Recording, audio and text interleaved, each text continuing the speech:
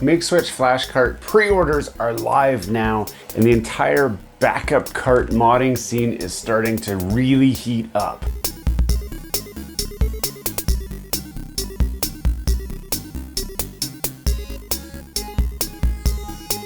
Hello and welcome back to Gears and Tech. We already covered the release of a brand new flash cart known as Mig Switch, which is being released by a Russian group which nobody really knows a lot about. It has been rumored already that Gary Bowser, and I'm not joking about this, his name really is Gary Bowser, was arrested from Team Executor and spent time in prison for Switch modding. It had been alleged that perhaps he was behind this Mig Switch release. He has denied those allegations, and the scene is kind of torn on this because he is tied to some of the websites that are connected with the Mig Switch.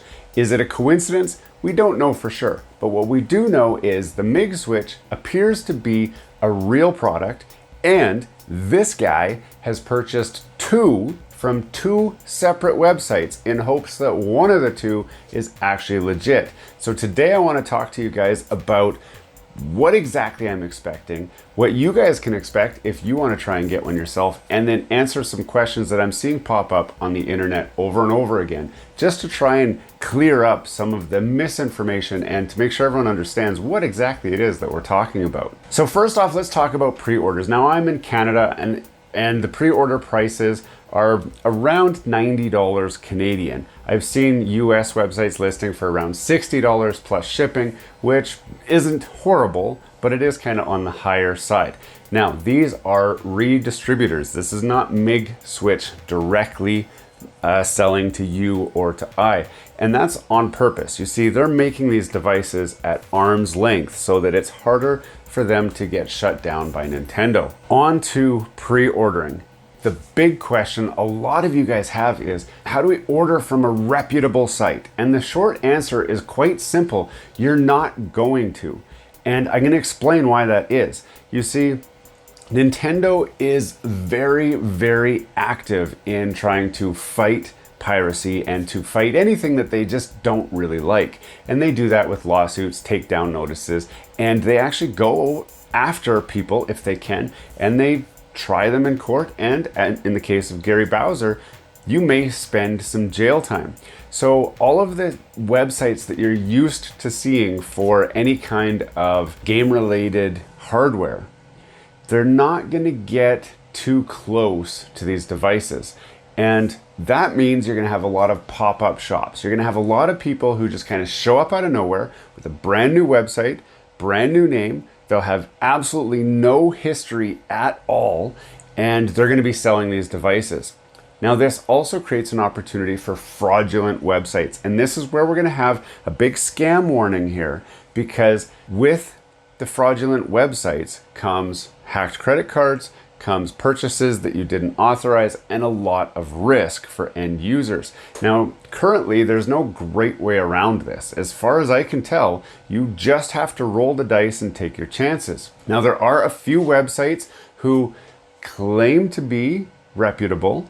There's some Reddit posts where guys have vetted them. They've seen email correspondence that have been shown between the Mig Switch team and these resellers, which helps to lend some credibility, but it doesn't really lend any credibility because the Mig Switch team are also unknown. This could be an elaborate hoax to just scoop money out of unsuspecting people such as myself and maybe such as yourself.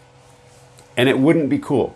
So I'm going to assume that this is legit, and that's why I've purchased two. Now, I have reached out directly to the guys that I pre-ordered from and let them know, hey, I've purchased some of these and I've got this little YouTube channel and I want to do some reviews. Is there any chance that we can arrange to get a unit in my hands as fast as possible so that you guys can know how this thing really works without taking the risk yourself?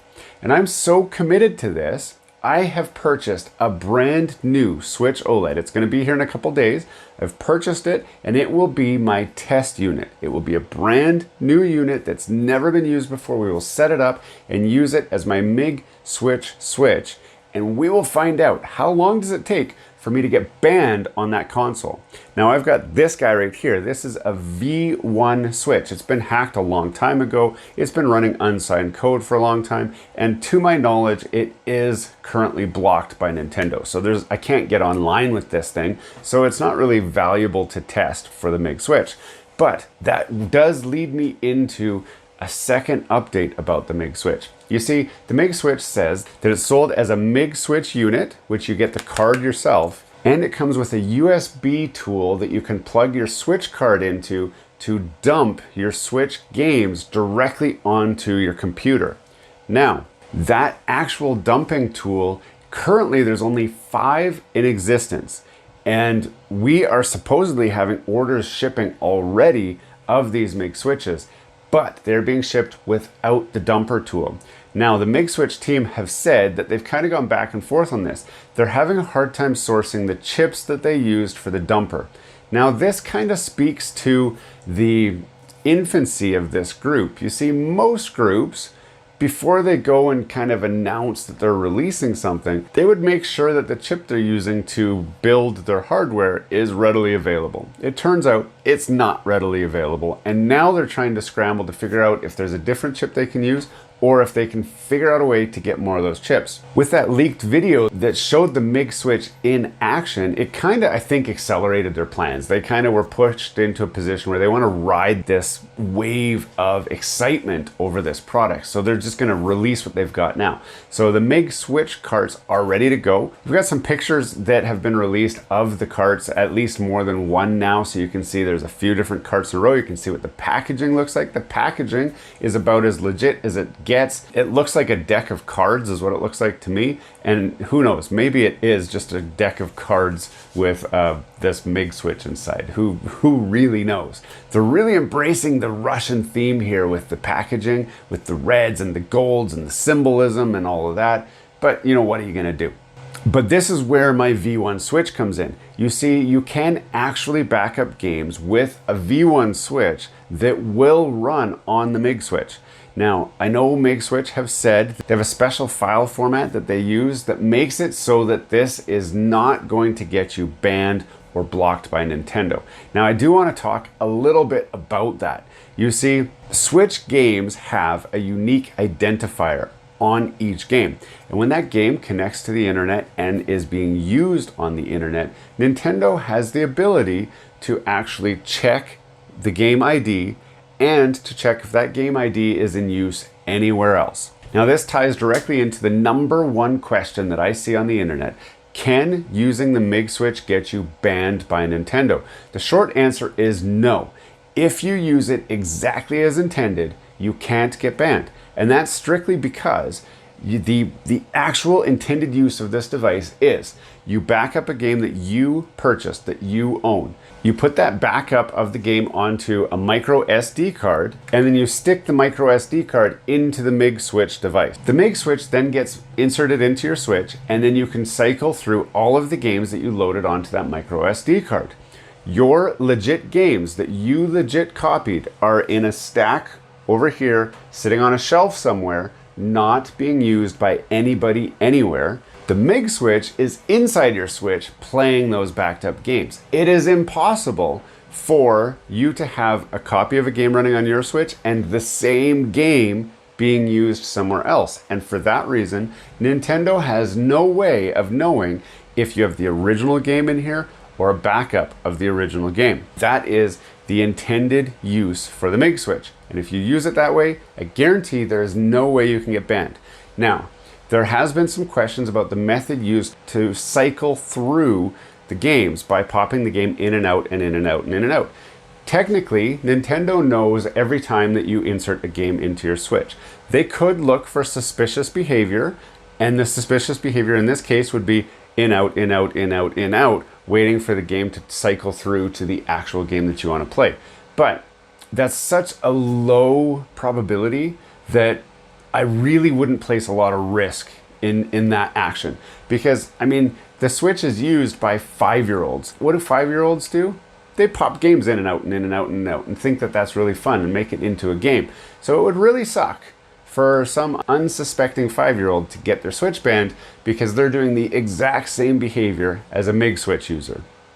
So that's very unlikely that Nintendo is going to actually use that method to try and block or ban anybody from using their Switch online. But I do have a question, and the question that I have, Mig Switch team have said that you can't use current internet backups of games to play on your Mig Switch. Now that is going to be very short-lived. You see, they have instructions online already. Here is how to copy your game using a version 1 hacked Switch and use it on the Mig Switch. The only difference is when you get a backup game, usually it's going to be an XCI format, you get the actual ROM dump of the game. There are a few extra files that are missing. You see, they're looking for 5 specific files. The XCI backups is just one of 5 that it's looking for. So those files that you're downloading off the internet, it's only got that one file. It's also going to be looking for the initial data, the certificate, the card ID set, and the card UID. Now those are all extracted from having the physical media itself. Is it possible to get those files off of the card and share that in a ROM dump for future dumps? Absolutely. But it is a surefire way to get your system banned. If you are using shared game IDs off the internet to play a game on a Mig Switch, definitely risk getting banned. Now, if just 2 of you have it, odds are low that you're going to get banned, and that's because you both have to be using the game, accessing Nintendo servers at the same time. Now, make it available online, have more people download it, the odds get better every single time that somebody's going to be playing that game at the same time as you. They can also track suspicious behavior such as, hey, this game's in North America, now it's in Europe, now it's overseas in Japan, now it's in South America. Even though they're not on at the same time, they would be pretty confident in knowing that that game wasn't mailed around the world in one day for you to play it and then me to play it and someone else to play it. But that makes me wonder, is it possible for those game IDs to be generated, computer generated? And this is something that I actually think is possible. That takes us to GigaLeak. Now, GigaLeak started in 2018 with a series of dumps of data from Nintendo through anonymous image boards, but they gained notoriety in 2020. That was because of a larger leak of 3 gigabytes of data that Nintendo really doesn't want you guys to know, and that's why it became called the GigaLeak. Now, inside the GigaLeak, there was a lot of information that people have combed through and kind of extracted the bits that they want to tell the stories about. Some of those stories include like, hey, it turns out Luigi was actually a playable character in Mario 64. But there was something a lot deeper. But one of the files released was called datasheet.7z. Now, inside this datasheet was some low-level information about how the Switch worked, how it booted, and how it signed games. It actually told us how the Switch communicates with Lotus 3, how it interprets those instruction sets. And that information could be used to create your own flash cart that communicates using that same protocol. And that is largely believed to be the basic way that the Mig Switch card actually works in your Switch. That also means that it's not easily patched. It's not something you can just go and make it not work, because you will actually shut down a lot of other services as well for legit titles. So currently, Nintendo has a little bit of work on their hands to try and figure out how exactly they're going to handle this. You see, on the core surface, this is a legit backup device, and it's been designed to be just that, just for backups of games that you legitimately own. There's nothing illegal going on here. It's only if people start to use it for downloaded ROMs off the internet and release groups start to include those game IDs that are needed to play those. That will surely get your system hacked, but we will find out. We're going to stay on top of this. We're going to see what the process of using it legit looks like and what the process of using it in less legit ways looks like on that virgin, unused Switch OLED model, which will be here shortly. Now, some of the other questions that I've seen online are fairly basic. I mean, the big one was, can you get banned? The short answer is no. The next question that I see a fair amount of is, will this allow you to run unsigned code? Will it allow you to run custom ROMs? Will it allow you to run custom wallpapers? Will it unlock emulation? Can I turn this into an emulator powerhouse? The short answer is no, it does not give you any of that. But what it does let you do is perhaps run a modified ROM that could turn into a software exploit. And that's where things could get interesting. Currently, it does not do that. We need to get it in our hands. We need to play with it. It needs to be reverse engineered. And most likely, we're going to have to wait until a version 2 comes out, which will be released from some Chinese knockoff company, or the Mig Switch team themselves will likely release one that has buttons on it so that you can toggle through your Switch game without having to pop it in and out. Right now, if you're buying a Mig Switch hoping that it's going to unlock emulators and retro games, it's not. It doesn't do that. That's not what it's supposed to do. Now, we've already talked about the pre-orders and how to get one. I just want to reiterate that there's a lot of risk with ordering from these websites. Make sure that it's one that you trust. If I can feel comfortable recommending a specific site, I will post that in the description down below so that you guys can know that they can be trusted. Currently, I have ordered 2 Mig Switches from 2 separate companies in hopes that one of them is at least legit so that we can continue our testing process. If it turns out that it looks like one might not be legit, I'll just order another one from a different company who is legit. I'm going to do what I can to get my hands on one of these so that we can continue with this testing and exploration of what this device is and how it works and share that with you guys. Now, I know there are more questions that you guys have. Please post those questions down below. I would love to answer those in follow-up videos or in the comments. Make sure you put the questions in the comments though. I do have people who reach me directly through social media, and I don't like answering those questions there because you are the only one that gets the answer. If you post a question in the comments on this video and I put the answer to that question, then everybody can see it. So it benefits the whole community. So that's something to keep an eye out for. Post the comments and the questions down below. Also stay tuned for future follow-up videos as we explore this in a lot more detail coming up. Hey, thanks for watching all the way to the end of this video. We hope you enjoy the content in this video, and we'd love to have you come back. Consider subscribing to the channel if you haven't already. And for those subscribers who are looking for that extra special thing that you can do to support this channel, consider joining our members group. That's where we're building this community, the Gears and Tech community, where we can all enjoy content together.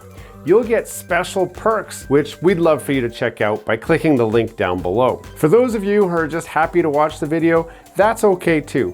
You can check out some of our other content right over here, where we've got some previous videos that have already been uploaded and enjoyed by many of our viewers already. We do hope to see you again. This has been Gears and Tech. Have a great day.